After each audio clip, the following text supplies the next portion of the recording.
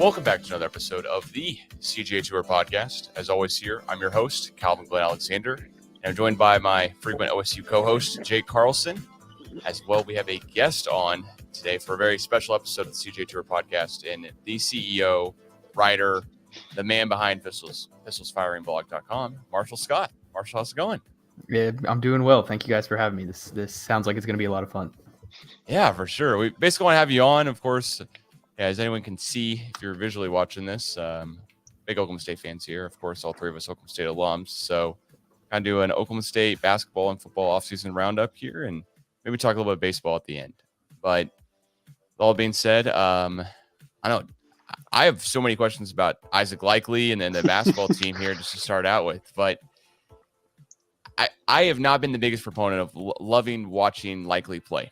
I think that's been said a couple times. I just, I don't love watching Steph Curry play every single day of the week, but like a point guard who can shoot over a point guard who can't shoot is usually just more enjoyable to watch as a basketball fan. I'd been playing basketball before, like 2 years ago, as much as I do now. So did you think Likely was going to be able to go to Ohio State, to another Power 5 school, or, is that kind of he's for sure going to go somewhere great? Or do you think he's kind of be like the main guy at maybe a non-Power 5 school? Yeah, so I will start by kind of countering your argument. I've been president of the Isaac Likely fan club. I know. Wrote a big feature on him as a freshman, just kind of seeing how he works. Yes, he can't shoot. I was also a big proponent of Thomas DeZagua, who people got mad at him because all he could do was shoot. So you like Thomas, or you don't like Thomas because he can shoot. You don't like Isaac because he can't shoot. There's no pleasing these people. But so how the tables turn, right? Yeah. I always thought that right whenever he entered the portal, I was like, okay, this has all of the recipes for like a Brady Manick situation, where OU fans, they were kind of getting sour on Brady Manick towards the end of his tenure. Then he hits the portal, like, nothing's going to happen there. Ends up going to North Carolina, and that kind of raised a lot of eyebrows. And then now he's playing in the national championship. Not to say that Ohio State's going to play in the national championship game this next year, but I always knew that, like, given the right circumstance, that if he was going to find a fit somewhere, and I think he's going to be really good, as long as I don't really know what Ohio State's roster looks like. I haven't really dove into that, but put him around some shooting. He can guard, 1 through 4. He's had to guard the 5 sometimes at Oklahoma State. He can pass. He can defend. He'll defend the best player on the floor most nights for Oklahoma State. So I kind of always knew, I was like, hey, somebody's really going to, hit the jackpot with Isaac Likely. And I thought that he would go somewhere, big. Honestly, whenever I saw Ohio State, I was like, I kind of would have wished rather like a Duke or somebody would have came and got him. But I'd always thought that right when he hit the portal, I was like, he's going to make somebody very happy. Maybe you were just talking to me the entire time, because I was definitely also like, DeZagua can only shoot. What are we doing? So maybe that was just me. But I've always loved Likely and his like work ethic. And, I kind of want to backtrack maybe a little bit on that. But I don't think he's had the greatest team around him for his skill set. And so I totally agree on that standpoint as well, too. With the rest of the basketball team, with the new transfer we got in here recently, I know you guys have been killing it, covering a bunch of different articles and stuff here, a bunch of different guys on pistolsfiringblog.com. But want to ask you about him. How do you think he's going to fit in with the team now, kind of, with Rondell and some others in the transfer portal? Does he kind of replace those minutes, or what do you see going on here? Yeah, so Mike, we had like an exit interview with him after the season had ended. And in that, he said, we're going to need a point guard and 3-point shooting.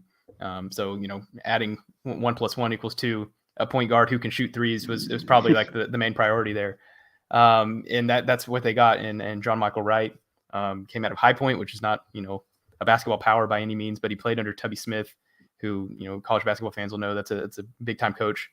So I think I don't know if he's going to slot right. It kind of depends on who else they get out of the portal this offseason, but he could slot right in at the point guard. I think they, a lot of people kind of view Avery Anderson as a point guard, but I think Mike's idea for that is kind of taking him off the ball, having him and Bryce Thompson on either wing, and then kind of letting a guy facilitate through them, who can also clear the lane a little bit and be able to shoot. So he checks all those boxes for them. So I think it's a solid pickup. It's not one that's going to raise, it's not. Getting a high point 6-foot point guard isn't going to, get some rah-rah out of the fan base. But I think as far as what they needed, as far as a team fit, I think that was a really solid. It averaged about 20 points a game through his first 3 years at High Point. So he could score, and he's never had, a pick and roll man like Moses C. to play with. So I think all things considered, not, a big shell shock throughout the college basketball landscape, but I think this is a really good pickup for Mike Boynton. Awesome. Yeah. Yeah, and I think in the past we've done pretty well with those mid to low major guys that have come in and been able to produce. There was the one we always forget his name, but he plays for the Oklahoma City Blue now, and he transferred from Kendall Smith. Yeah, yes, Kendall Smith. Yeah, he was really good, and then we obviously had Flavors as well, who was solid for us too. So I think getting a lot of those like smaller to mid-major school guys is kind of, I'm good with it because, what was that? There was someone that had a quote the other day that like everybody in the NBA can play, but some of them just might not be able to play against some of the other guys in the NBA. So all these college basketball players can play, and them being able to come out and kind of show against unarguably better competition will be, no one's going to complain about 20 points a game. So, especially from this past year. Yeah. Yeah, and I'd say the biggest thing too from that is there's such a huge difference between being able to play college basketball of any type and not being able to play college basketball. Like, right. So being able to play at High Point is a huge step up from like the guys that I'm, seeing on like a random court, who are also college age and also appear to be like in really good physical shape. But there's a reason why they're not college athletes. There's a reason why, a guy like, Kendall Smith transfers to Oklahoma State to get more playing time, and a guy like John Michael Wright here transfers to Oklahoma State as well, just to get more eyes on him and maybe make it to the league or whatever it may be. I did want to ask you like Jake brought up the Blue here, and did want to ask you a little bit about like Lindy Waters and Cam McGriff, kind of in and out of the league here recently. Jeffrey Carroll, not as recent, but was the Lakers Summer League and stuff like that. How have you viewed like the most recent Oklahoma State guys, of course, going to the pros and kind of making it? Granted, Marcus Smart and Kate Cunningham, of course, at the top of mind. But what are your thoughts on those kind of guys here who maybe are on our roster or have been on our roster previously and their success in the NBA? Yeah, so Carroll, I think, was really interesting. He kind of, I don't know if he had a two-way or not, but he's kind of flip-flopping between the Lakers roster and the Lakers G League team. And then he chose to go overseas. He plays in Italy now. And honestly, a lot of guys who can kind of hang around the G League just choose to go overseas because he's going to make a lot more money in Italy than he's going to make on a G League team. You kind of you're not living in America, but you're making more money. So I think that if he was in the States this past year with all the 10 days that were getting tossed out, Jeffrey Carroll probably would have found a place to stick somewhere. So that's a little unfortunate in that area, but he kind of took that whenever he decided I'm going to make more money going to play than G League. As far as Lindy Waters, I always thought somebody came in our forum and they went back and found it that I said Lindy Waters has NBA potential because he can shoot, he's long, and whenever he wants to, he can really defend. So I'd always thought that he had a shot at something. It was just a matter of him, really I watched an interview about him, and it's a matter of him really locking down what he's good at and like really accelerating the 3-point shot. Not being a jack of all trades, but kind of just mastering his one skill. As far as Cam McGriff goes, I always really liked him, but he's kind of a tweener in that he played power forward mostly at Oklahoma State, and he's about 6'7", really strong, like crazy strong. But you wondered if his size was gonna kind of be a detriment. But kind of like Lindy, he's stepped out and been able to shoot threes, and he's playing for the Greensboro Swarm in the G League there. And I think right now he's on some roster in Puerto Rico that they play like off-season ball. So he's still working. But yeah, it's a fun group, especially that Lindy and Cam class. They've been through so much at Oklahoma State. The sanctions. They got recruited by Ford. Then they had Underwood for a year, and then Underwood left. And then Tyreek Kroger, one of their teammates, he died in some summer practices one day. And then the end of their career, they lost a lot of games. Their career's coming to an end. They get a big win in Kansas City, and then the tournament just ends because of the pandemic. So it's good to see those kind of guys have success at some point during their basketball career. Yeah, those are one of the things where all three of us graduated in 2018. So we'd follow those guys all collectively, granted in different aspects. One is a fan, one is a employee of the university, and then you, of course, covering the team here day in, day out. And I think just the stuff where the bunch of guys who got suspended for like what the rumors around the legality stuff that happened with them as well too. for off the court stuff, of course. But the amount of stuff they had to go through, it's really great to see like Lindy actually like beyond the, I mean, I don't want to say the Oklahoma State Thunder / Blue because it really is Oklahoma State Thunder, and they're playing games and they were the 4th worst team, but they weren't the worst team in the NBA, so it means something. They blew out the Suns, in a game they were trying to lose. So a bunch of good stuff for them and success stories. As far as the basketball team here for next season, is there a couple of guys we should take note of? They'll get more playing time and kind of, besides the transfer and John Michael Wright, who your eyes are set on as far as like, okay, this guy could excel here with more playing time? It's kind of hard to tell right now. I'm interested in what Chris Harris becomes. He's gone through back-to-back years where had ACL surgeries. Really unfortunate. I believe he played 6 minutes the Cade Cunningham year in the opener, and it was like a pretty solid 6 minutes for what it was worth. But it's against UT Arlington, so you don't really know what to get from that. So he tweaked his knee, right? He tweaked his knee in that game, if I remember correctly. Yeah, and that led to some ACL surgery. Then he comes back and he's starting to get full speed. Then they kind of give him another surgery. So he'd been practicing a lot towards the end of the year, I know. So I'm kind of interested to see what happens with him. But a lot of people are like, oh no, everybody's transferring. Like, what is Oklahoma State going to do? And really, I think your main players next year were always going to be your main players. That's going to be Avery Anderson, Bryce Thompson, and then Musa Cisse.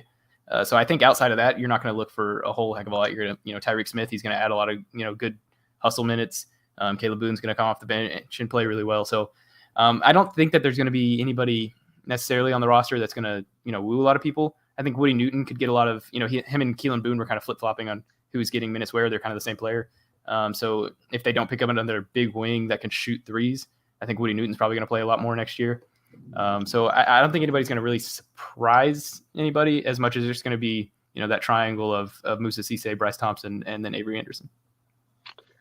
On a little bit more of the not fun stuff to talk about, is there anything that and or can say about some of the rumors that have been swirling on Twitter about why people are leaving, or just that there have been rumors that people are leaving for some said reason, but nobody is really saying any sort of reason? Because Avery Anderson, I'm kind of like excluding him, and obviously likely as well, but the Keelan Boone one was a little surprising considering his brother is staying, and I think all three of us, especially in this podcast, would have liked to see him stay because he's definitely a guy that can play good defense, knock down big threes for us this year, that kind of stuff. And then the main puzzler was Rondell Walker, who I think we all probably expected to start if he were to come back this year. So is there anything that you can lend an eye on if you do know?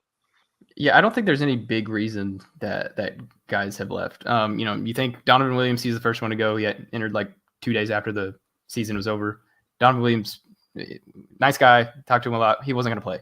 So that didn't make, he's going to go get playing time somewhere else. Keelan Boone, I understand the kind of panic whenever, especially an in-state kid at Oklahoma State who does play, goes in the portal, and we've had 2 of that with Rondell and Keelan. And his twin brothers there. Yeah. So that one added a bit of a unique flair to it.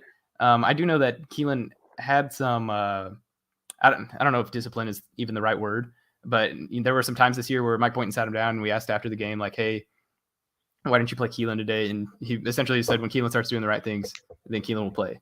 So I know that there was some ebb and flow there as far as his minutes go. So I think he was just saying, okay, enough's enough of that. I'm going to go, find something else to do. As far as Rondell Walker goes, there were rumors pretty much right whenever the season ended that Rondell was going into the portal. I'd heard that pretty solidly that Rondell was going in. And then whenever, a couple of weeks passed, I was like, okay, well, I guess he's staying. So whenever he did enter the portal, right before the deadline, there was surprise there because at that point, everybody kind of thought that he was going to stay. But kind of thinking back to the beginning of the cycle, that just kind of happened. And I'd asked Mike about Rondell after in that exit interview. And he said that he sees Rondell as a 3-and-D guy, a guy who's going to play, solid defense and then square up and hit threes. And then he kind of added a thing extra onto that said, and it just kind of matters what Rondell thinks of his role, what his role should be. So I don't know if Rondell's wanting to be on the ball more. Maybe that's kind of what he had in mind. He hadn't really played on the ball at Oklahoma State. So I'm not sure if that was it, or if he didn't, I don't know how to word this correctly, but didn't want to necessarily compete with the Bryce Thompson, Avery Anderson if they're going to be playing on the wings. Those are probably going to be your 2 wing starters, and if they bring in a point guard, then kind of where does Rondell fit into that? Yeah. So I don't think it was like oh no, the building is burning, everybody get out kind of deal. I think everybody just kind of had their own different reasons as to why they might need to leave. Yeah, and because like the Rondell stuff was so interesting to me because his freshman year, and I know number 1 draft pick changes all things, but his first year he was such a different player than it appeared to be in his second year. His first year, he looked like an Energizer bunny. I mean, he would come on, he'd give you 6 points off the bench, play a lot of really good defense, get some steals, and that's what you got from him. Run the break, that kind of stuff. And then this year, I know our offense was stagnant. Is that probably the best word I could use? Perpetually sometimes. Yeah, perpetually lifeless, stagnant, non-existent, whatever. And then sometimes it would look really good. And a common denominator and a lot of the times when we would look good is when Rondell was playing well, but a lot of the time he was being expected to shoot threes. And I guess I'm not going to disagree with Mike Boynton. He's the coach and he knows way more about basketball than I do, but I didn't exactly see a 3-and-D player his freshman year. I don't know if I'm incorrect in that, talking to both of you, but I didn't see a 3-and-D player. I saw more of for lack of a better comparison, maybe like a Tony Allen, just like a hustle guy, play defense. But I never looked at Rondell as like a knockdown 3. I looked at Keelan as more of that, to be honest with you. And then the other one was Moncrief, but I think it was just bull in a china shop. That's what Calvin and I have called it multiple times. I'd actually put in our forum that because I went and saw some like early season practices. I went to their Colvin practices and just kind of watch. And I said that he's like a bull in a china shop, but only if that bull could Euro step and then dunk. Right. So, like whenever MA was good, he was really good. And he's just a bag of potential. You can just kind of see how much potential is there. But pretty much every time he bounced the ball on the floor last year, something went wrong. But I'm really excited for whenever it kind of does all come together for him, because I think that'll kind of be the day. Is there anybody? Go ahead, Calvin. Well, the main thing that I thought when I see Jake and I are DMing each other, like, hey, Walker into the transfer portal, and you also see Keelan Boone and Donovan Williams, etc.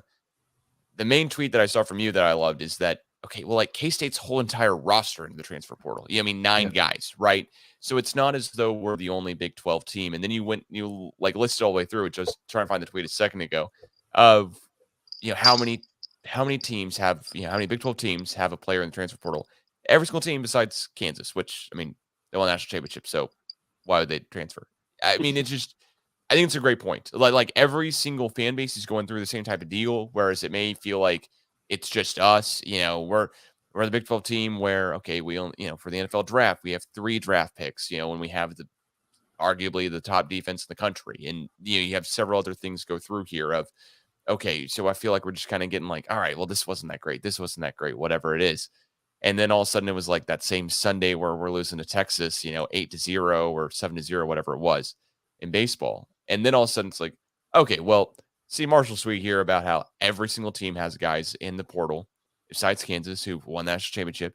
And then the Big 12 didn't have a great draft result year. And then Oklahoma State baseball scores 10 runs in the bottom of the 7th inning or whatever to win the game, basically. So I think the context helps out a lot. And that's one of the things that you do best here, just for the Oklahoma State fan base. So I was giving props to you on that, just because it is the comparison game of like, all right, well, you know what, if I'm wearing like Jordan 1s and then, Marshall's over here wearing, the Jordan 4s, like clearly there's a difference, but we're still both wearing Jordans and we're still both in the same room, and we're still all comparing each other from something that's similar versus like, all right, well, thank goodness we're not the Kansas football team, who had 1 draft pick, or thank goodness we're not K-State, who's got 9 players in the transfer portal. It's not like we won the national championship in either sport necessarily either, too. Yeah, having 5 in the portal, which what Oklahoma State did, is about bang average for the Big 12. And like you said, it's kind of hard to see that whenever we're so focused on Oklahoma State. But there's like 1,400 last time I checked guys in the portal. Not all of those guys are going to come out and have a spot to land, honestly, at this point. So I don't know. I tried to convey that as calmly as possible, that like, hey, this feels like a big deal, but this is kind of how things are going right now. And then I've got called both a homer and a guy who wants to sabotage Oklahoma State athletics. So that probably means I'm like somewhere again in the middle of that. Yeah. So it's not, I don't know. It's not that big a deal. This is kind of just college athletics at this point until some sort of parameters get set on NIL, on the transfer portal. You know, they're kind of, I don't want to pick on Davion Harmon, but he was an OU guy, transferred to Oregon last year and is now transferring to Texas Tech. And it's like, you're supposed to only have one free transfer. Is he going to be able to play at Tech next year? I don't really know how that goes. The NCAA is kind of not put rules on anything at this point. So no way. I don't know. Yeah, that's kind of just how things are going right now. It's not. I don't think it's that big of a deal that OSU might be losing 5 guys. And is Rondell even a guarantee to go? I mean, I would at this point, as late as he entered, I would think so. I would be surprised if he came back. I guess I would say that of all of the players, and I guess most of them have already found homes, but of all those players, if none of them had committed anywhere, I would say that he would be the most likely to come back. But it just hasn't happened yet under any like circumstance that since this portal's been a thing that an OSU basketball player has gone in there and came back. So I wouldn't put that as likely, but I guess if anybody were to do it, I'd say it'd be Rondell, but I'd still lean on him leaving. And then last basketball thing, is there anybody that we have, because we know we're going to need some more guys, is there anybody in the portal that we're looking at after we just picked up the recent one?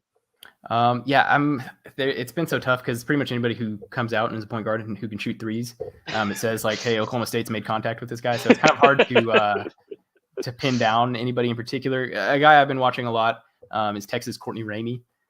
He was a 4-star guy out of high school. Mike Boynton has said, he's told me that he could make this was before he entered the portal. So then like it isn't any NCAA violation or anything going on here, but he said that he could probably make the drive to St. Louis where Courtney Ramey is from in his sleep. He said that he'd get back from away games on a plane and he'd get right in his car and he'd drive to St. Louis. So he said there's maybe nobody that he's recruited harder that he didn't get than Courtney Ramey. So now he's got another shot at that. Courtney Ramey happens to be a point guard who can shoot threes. So I just kind of think that all makes sense that they might get him. I think the Villanova fan base is like really high on thinking they're going to get Courtney Ramey right now. I'm not sure exactly where that's coming from, but maybe they know more than I do. I don't know. And then it's just so hard. I think Texas State has a kid, Caleb Asbury, another point guard who can shoot threes that I think Oklahoma State's kind of been linked to. So I wouldn't be overly surprised if it's him. But then there could be just somebody that comes out of the blue that also, wouldn't totally shock me. But Courtney Ramey's been the big one I've been watching ever since he entered, just because, Mike has such a relationship with him and his family. Gotcha. And last hoops question for me as well here is just, you might explain a little bit for in kind of layman's terms of why Avery Anderson would enter his name into the NBA draft without hiring an agent. Like what does that process look like for him? So why is it beneficial for him to do that if he's not actually really serious about getting drafted? Yeah, so it doesn't hurt anything. Like him doing that, like there's no real negative that comes out of it. He did it last year, and I talked to him about it. He's able to kind of talk with NBA personnel, kind of see what they think about him, what parts of his game he needs to expand upon before he is ready to take that next step. They'll give him the NBA will, take a bunch of scouting reports on him and kind of give him a draft grade. He'll probably come back as an undrafted free agent. That'll be what that grade is. And then he'll get like a list of things that they like about him, a list of things that they think he needs to work on going forward. So the big thing is there's not really, I'm somewhat surprised that Bryce Thompson maybe didn't do it. Again, don't think that either of them would have ended up going, but just there's no real big setback for doing it. So the second time that Avery's doing it, I guess he liked the process the first time. So him doing it again, it's really no big deal.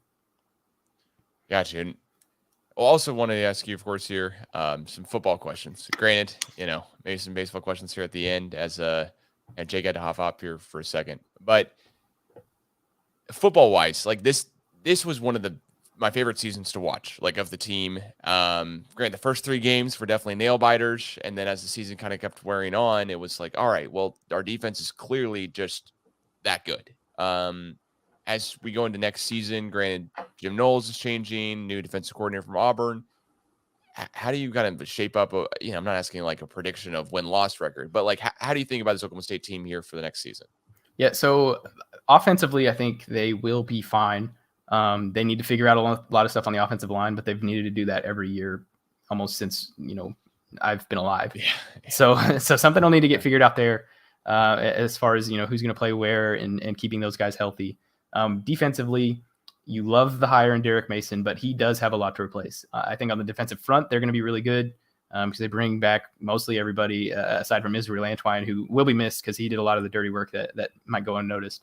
But then whenever you look at the linebackers, you've got 2 going in the NFL now. I've heard a lot of great things about Mason Cobb. He's out of Utah. I'd heard a lot of good things about kind of his practice habits last year. It's just that there was no way he was going to break in with Malcolm and Devin Harper both there. So I've heard a lot of good things about Mason Cobb. Xavier Benson, I believe, will probably end up starting next to him, the JUCO transfer. He spent time at Texas Tech. And then on the back end, Corey Black and Jabbar Muhammad, both corners, both played really well in their short amount of time that they were on the field last year. Yeah. And then on the back end, you've got, Kendall Daniels, who's all everything guy, one of the highest rated recruits in program history. But, he's still got experience. I think is going to be a big deal for that back end. I think talent wise, the secondary might be more pure talent. That might have more pure talent next year than they did last year. And that's, saying a lot considering all the guys they had. But I think experience is going to be the big factor that kind of goes into play with there. I don't think they're going to be as good defensively as last year, just because I don't think there's any way you can lose that many guys, that much experience, and them kind of just knowing how each other's going to react to certain things. But I think it's setting up to be a pretty good year. I'm excited for, the pass rush with Trace Ford and Colin Oliver. Like I said, I've heard really good things about Mason Cobb, and then it's kind of just going to be how can that defense kind of shape up and hold people out. That's awesome. Yeah, and Colin Clay is one guy who I want to ask about. He's just a transfer from Arkansas. There may only be like a sentence worth about it right now, at least until we see how he actually is an impact on the field. But I know he had to sit out a year, and then I think he saw some playing time last year, if I remember correctly. But just gonna ask you about him. If there's even more upside on a defensive line. Basically. Yeah, he's dealt with injuries the last 2 years. I don't even think he needed to sit out that Arkansas his transfer year. But I think it was some sort of knee injury, and then I think he got nicked up again in fall camp last year. So I've heard good things about him. He's a massive human, so I think he's going to slide in, probably play defensive tackle. He was kind of a tweener, but I think now he's more of a defensive tackle. I've heard good things about him, but it's kind of hard to tell if because we've asked specifically about him. He hasn't just got brought up out of the blue. So I've heard good things about him, but it's kind of a wait and see thing, especially with him having not played for 2 seasons now. Yeah, for sure. Now when it comes to the offensive side, I will say maybe it's my fault here, but I know Jake is definitely in the same regard here as far as Spencer Sanders goes. We both saw Shane Illingworth play, and we're like, man, that looks like Mason Rudolph. That looks like, not necessarily Cornelius, but that looks like, I don't know how far I want to go back here. Brandon Whedon, Zach Robinson, that looks definitely much more of like a guy who's like slinging the football, whatever. Of course, Shane transfers to Nevada this offseason here. And then we've got Spencer Sanders, who, granted, got us all the way to the Big 12 championship, made through a whole season, knocking on wood here, don't jinx myself, uninjured for the first time in his career, and looked pretty darn incredible for most of the games. Granted, Boise State game is just, I'm going to say, it's an anomaly versus how the wide receiver group was, out due to COVID, basically for the whole game. But with the rest of it, how much do you like Spencer Sanders shaping up for this team? Because basically I was on the fence if I even wanted Spencer to start the whole season last year. And by the end of it, he won me over, but I was definitely on the fence to start the season out. Yeah. I think that at this point we kind of know what Spencer is. I'm not sure that he's going to take some crazy leap from last year to this year. I think it's now just more like, cause his ceiling, I don't know if people are listening to this, you can't see, I'm holding one hand high in the air. His ceiling is here. His floor is here. And it's just kind of like hey, can we get that floor to where maybe it's not 4 interceptions against Baylor? So possibly, yeah. So something in that ballpark. When he's good, he is so good. Thinking back to the Miami game, the Cheez-It Bowl, he was outstanding then. Thinking back to the Fiesta Bowl in that second half, especially really good. So I think that he can be the guy, and I do. He's clearly the guy in the room right now with Shane Illingworth not there. So it's just kind of a matter of finding some consistency. But Mike Gundy seems okay with he's he keeps calling him the Tasmanian Devil, and he's going to make mistakes every now and again, and that's just kind of how he plays. So it's exciting, I guess you could say. Yeah, that's for sure. Yeah, I do think that they're in a good spot with him. Another year of experience. How much will that actually do for him? That's kind of to be determined. But Oklahoma State really doesn't have another choice right now. I think he has to be that guy. He was the first team All Big 12 quarterback last year. Right. Before the Big 12 championship game, that news came out. So I think he is the guy. I think he will show that next year. But I wouldn't expect just the Fiesta Bowl performance every single game. Don't bet $500 on him winning the Heisman. Is what you're saying. Basically. I would not. Maybe $10. $10 is a fun time. $10 probably a good odds. Yeah, probably good odds on that. For anyways, the other thing I'd add on with Spencer Sanders is there's definitely a bad part of the Baylor game, and you can watch clips of it. But then our defense held strong, and then we came back. And there's a bad part of the Fiesta Bowl, and then there's a defense held strong, and then we come back. It seemed like when we ran the hurry up with Sanders in the Fiesta Bowl, that was what really made the difference. Especially, I just remember seeing basically the 2-minute drill or the 1-minute drill, whatever you want to say, going into halftime of like, all right, well, there's life in the team.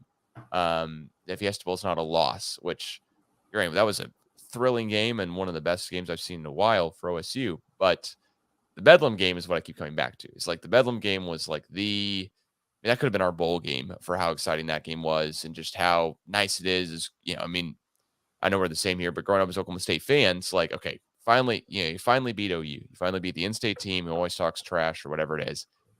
But not only do you beat them, you take the life out of them too, because the next day their head coach goes, all right, I'm out, moving out west, which I can't blame him for myself. But I'd say, how do you think we'll shape up against other Big 12 opponents this coming year? Do you think that we're like slotting, top 3, or, we're the team to beat, or one of the two teams, or, hey, you know what, maybe we'll take a little bit of regression just because we are replacing so much in the defense. The offensive line is shifting around with a couple of guys who didn't get drafted, but were undrafted free agents on the roster who now we've got to replace and stuff from that. Yeah, I think they're definitely top 3. I think I don't think Baylor's getting enough respect as kind of, the defending champions. Yeah. They've got that big defensive tackle in the middle. He's still going to be there, wreaking havoc. They're bringing Blake Shapen, who looked like Dan Marino against Oklahoma State in the Big 12 championship game. So I think they should be the team to beat. OU is going to be interesting. People, especially in the state right now, are really high on OU. They really like the hire of Brent Venables, and I agree that is a good hire. But I don't think Dylan Gabriel is better than Caleb Williams was.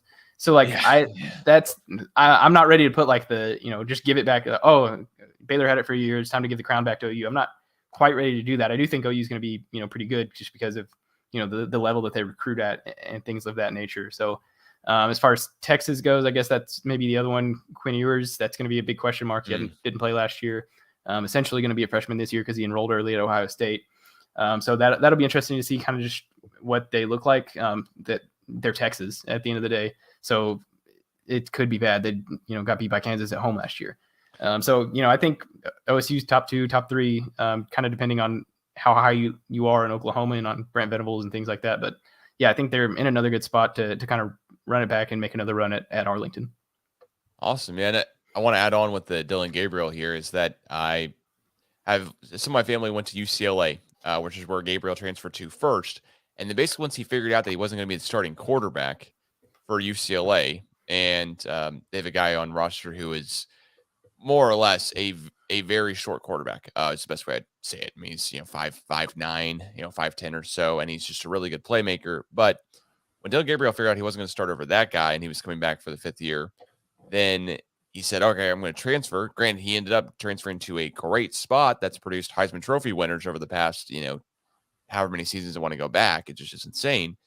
But still, it's not as though he is I don't think he's a Heisman contender, straight off the bat for OU. And Brent Venables isn't an offensive genius. So they're going to be relying on a lot of Jeff Levy, who a great year at Ole Miss. But I would just say for every single OU fan, like, we just got to pump the brakes just nicely. Because not only is there that, but there's also Texas is going to be 5-7 again. It'd just be so hard for me to believe to be 5-7, have 0 draft picks, while they also have a, head coach in his 2nd year. And they have a 5-star quarterback who's like the best quarterback ever coming into before he went to Ohio State and then transfers back, basically the school he was committed to originally. Mm-hmm. Texas. So. Yeah, I think Dylan Gabriel is a good quarterback. I don't want it to seem like I'm bashing Dylan Gabriel, but I don't think right. But Caleb Williams style, Baker Mayfield, Kyler Murray. I don't think he's that, but I do think he is a serviceable quarterback. And I think he'll probably be one of the better ones in the Big 12 just because of the weapons he has around him and the time he'll have in the pocket. But yeah, I'm not quite on the Brent Venables hype train just yet. I'm gonna kind of a wait and see approach with that. Yeah, I think that's a great move for the SEC that they're moving to not too long from now, but I don't think that's a great move necessarily for this upcoming season itself, just if we're taking in just a snapshot there. Yeah, absolutely. With the guys who were drafted here, basically, Malcolm Rodriguez, of course, getting drafted, Devin Harper, and then I've even forgotten here off the top of my head who the third guy drafted was in the Christian round. Holmes. Christian Holmes, that's right. Yeah, thank you. So, of those three guys, which team do you like that they went to the best? Which do you think they fit the best with? Yeah, I don't know about fit wise, but Devin Harper's pro day, I was on hand for it. It was something else. Malcolm Rodriguez bench press did it 36 times. That kind of stole the initial headlines just because that was ridiculous.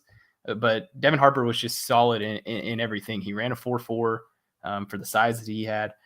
So he's a crazy athlete. And Mike Gundy said in one of the spring practices, somebody asked about Devin, and they're like, yeah, we should have played him more whenever he was here. Like, he really only played last year. That was like his big breakout year. And they said that, we should have found a way to get him on the field, with Amen Ogbongbemiga and like guys like that ahead of him. So I think Devin Harper, as far as pro prospects go, I think he's got the best long-term future just because he's so athletic. He has good size. It's not like outstanding size, but he's got really good size. And I think, him going to Dallas, say what you will about Dallas. They're usually good. They're not as good as Dallas fans want Dallas to be, but they are usually pretty good. Malcolm, I think him and Dan Campbell fit with each other pretty well. Dan Campbell likes to talk about non-kneecaps off and things of that nature, but Detroit historically bad at sports, just kind of in general. So that kind of just makes you shrug your shoulders. I'm sure he'll play really well on special teams. He'll earn himself a spot on the roster. He'll do all those things, but how much long-term success he has, I don't really know about all that. Yeah, I think that's a good point as well, too, just because I could see Malcolm Rodriguez playing great for 3 preseason games in a row, but at the end of the day, like, he was a 6th-round draft pick. You're not necessarily always starting those guys week 1 in the NFL. Speaking of Amen Ogbongbemiga out here with the Chargers, I mean, like, he's a great player, but he's one of the guys on the roster at the end of the day. He's not Kenneth Murray, who's not even starting for the Chargers next season, or at least not projected to as well. So I just, as a huge Oklahoma State homer myself, and proudly saying it, I try to call it how it is and love Malcolm to death. But at the end of the day, like, it's possible he plays 3 incredible preseason games and then gets traded to, the Packers or some team even close by, in a couple of weeks too. It's not necessarily, in my opinion at least, that he's like, the now middle linebacker for Detroit Lions for the next 10 years. Yeah, I would trust his skill set. I would trust his skill set a lot of places. But again, Detroit is really what it keeps coming out to.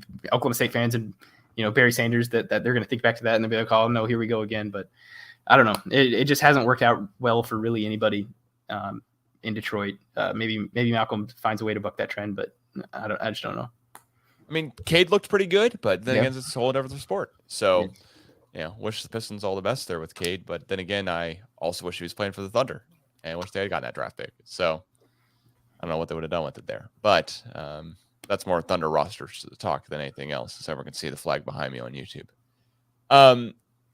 The other stuff I wanted to ask you about mainly was just like your opinions when it comes to like Oklahoma State guys in the NBA, in the NFL, and kind of how like Oklahoma State is perceived, because I have that homer opinion of like, oh, okay, we've got to be the best every single year.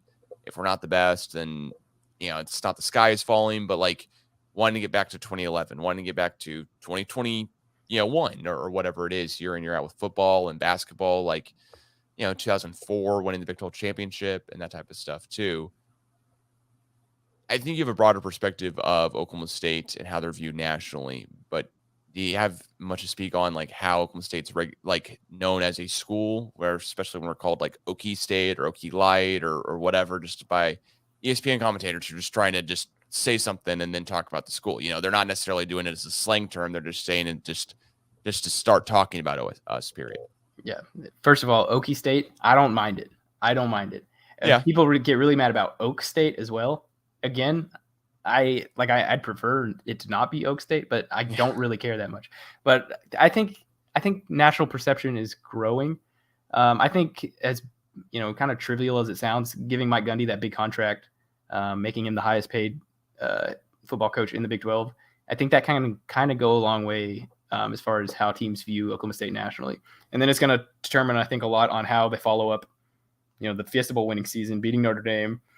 We have a logo too, all that good stuff this year, because there's been years like that where, you think back to 2012, after 2011 winning that Fiesta Bowl, it was an all right year. But, kind of stacking those really good years on top of each other, I think will go a long way. It was pretty interesting. I was reading a article. I should know where it was from. I don't know where it's from. It is a series called Prospect X, and where this reporter, she finds one prospect who nobody's really talking about, but who NFL personnel have really high on their draft boards. And this year is Devin Harper. Throughout the whole first article that she has, you don't hear their name. It's just they just list them as Prospect X.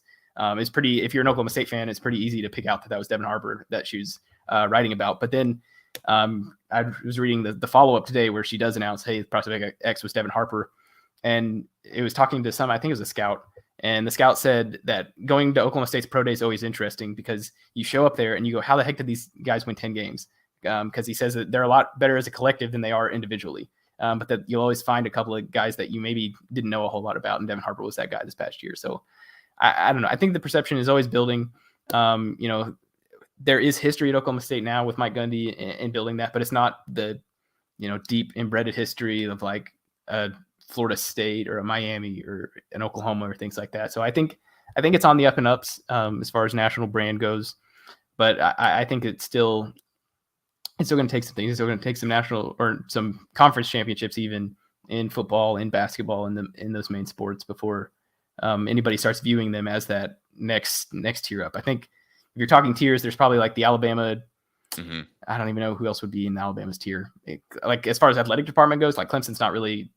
They're really good at football, but they're not really like up there. So, and then maybe you have that second tier where it's like your OUs, your Floridas, your kind of old school national brand powers. And I think Oklahoma State's probably right at the top of that third tier, kind of just trying to find a way in.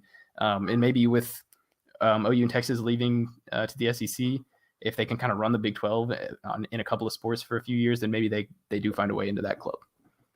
Yeah, and I did want to ask you about that too. Like, when I look at the Big 12, draft prospects, right? Like how many Big 12 players were drafted.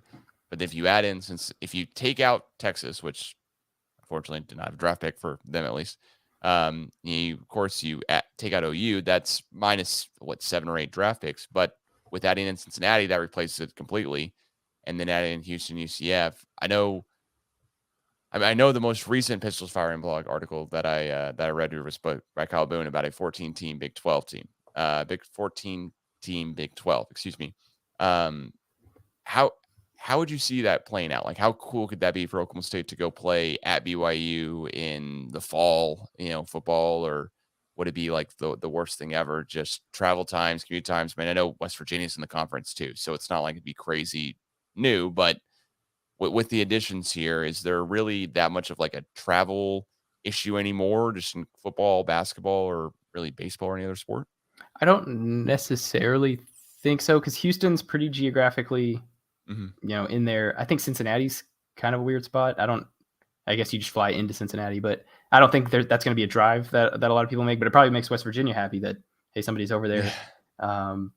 UCF, that's kind of a destination. I cannot wait for the first time that I go to work at Disney World, right. So that'll be a good time. Yeah, so that'll be a lot of fun. As far as BYU goes, I know that BYU fans travel really well.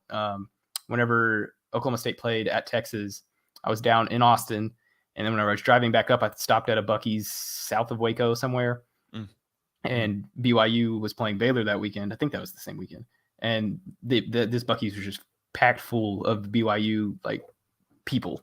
So I think that they're gonna make the trip. As far as people making the trip out there, I think that'll be. I don't know. I'm kind of looking forward to it. I'm looking forward to seeing the mountains. I made the Boise trip this last year, so I don't think that geography wise, I think if you were going to go to an away game, getting on a plane and flying to BYU, it's about, I imagine, a similar commitment as driving to Austin. So Yeah. I don't think it's going to be that big of a deal as far as team fans go. I think having Cincinnati in the thing is going to be a really big deal.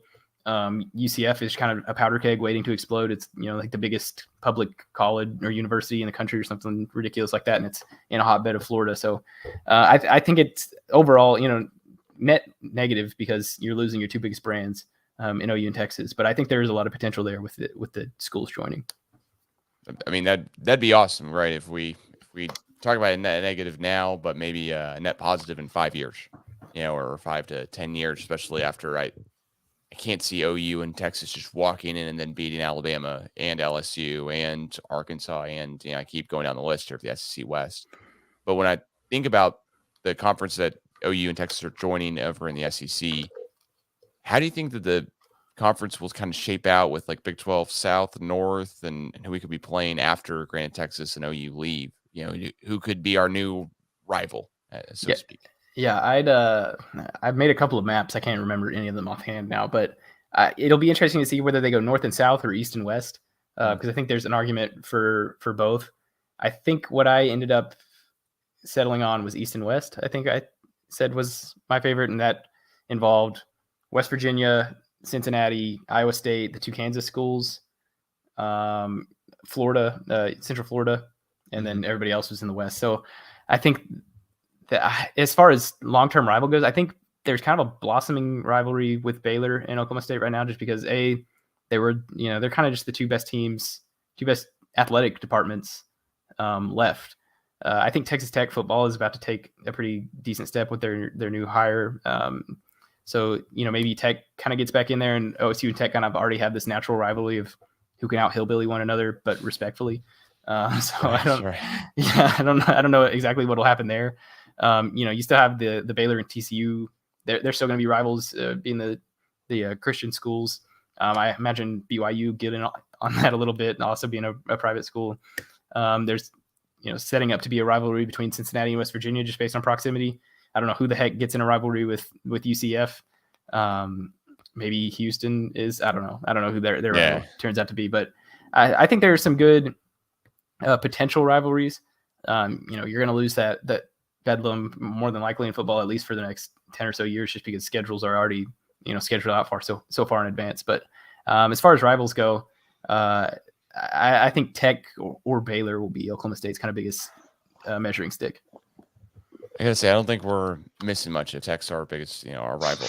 I made the drive out to the longest driving trip I ever made when I was, got my driver's license, or was in high school, really, was to Lubbock. And I remember getting pulled over twice for entering and leaving the state of Texas, basically for window tint. And that was the highlight of the entire trip, because we beat him 66-6 in 2011 in football, and then went back for basketball. And I believe we beat him then too.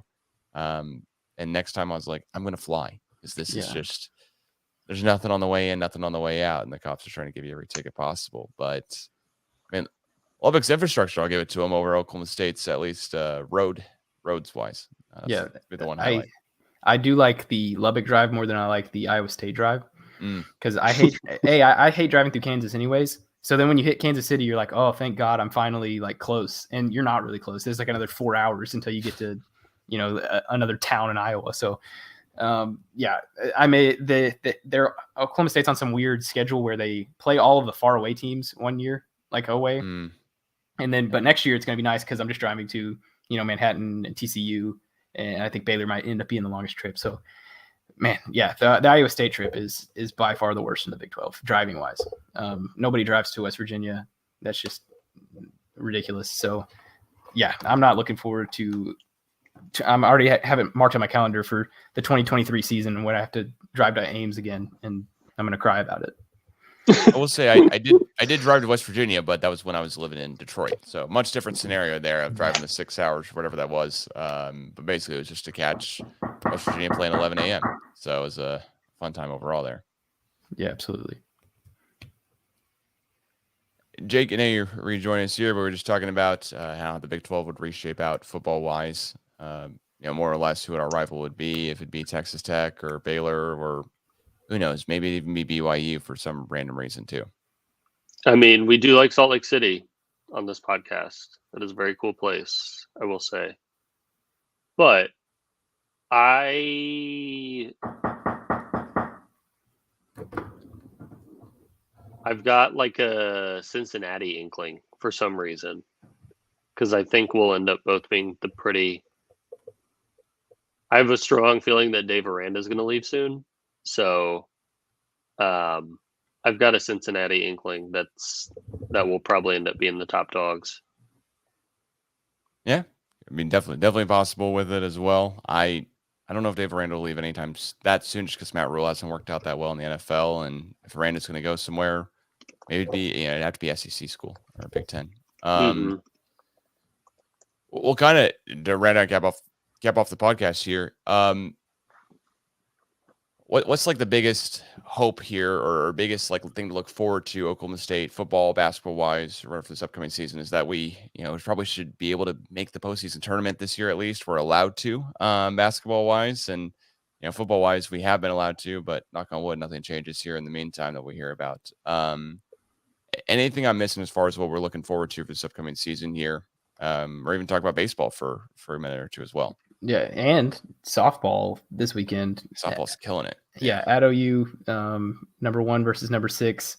Both teams are 14-1 in Big 12 conference play. So I think I'm going down tomorrow. Might go down Friday, and then depending on games, I don't know if I'm going down Saturday or not. So that'll be interesting. Baseball seems to be playing really well. As far as big aspirations, I think another trip to Arlington should be, I don't know if expected is the right word at this point, but that's something that is a realistic possibility for Oklahoma State this year.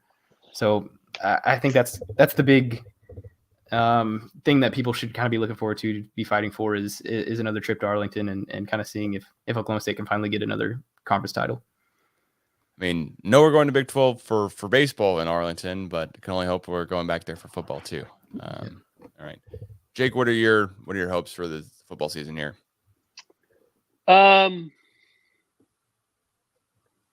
in a similar place this year as I was last year, but a little bit more optimistic. It's kind of like the Brave season so far. Like hindsight's 2020, where it's like, oh, we won the World Series last year and started like crap. Cool.